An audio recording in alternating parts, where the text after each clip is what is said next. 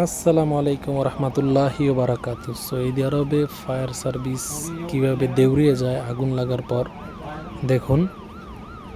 আপনারা দেখে অবাক হবেন, এত স্পিরিটে, এত তাড়াতাড়ি আমার মনে হয় না কোনো কান্ট্রিতে এত স্পিরিটে যায়।